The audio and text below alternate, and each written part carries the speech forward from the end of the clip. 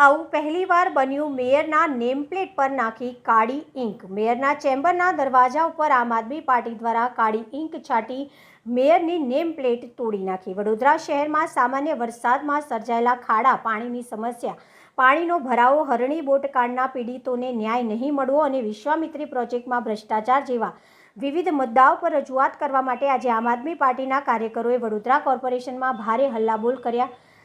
Mayor ઉપસ્થિત ન હોવાને રોષે ભરાયેલા કાર્યકરોએ મેયર રાજીનામું આપોના સૂત્રો સાથે મેયરની ચેમ્બરની બહાર લગાવેલી નેમ પ્લેટ તોડી નાખી હતી અને દરવાજા ઉપર કાળી ઇંક છાંટીને પોતાનો વિરોધ વ્યક્ત કર્યો હતો।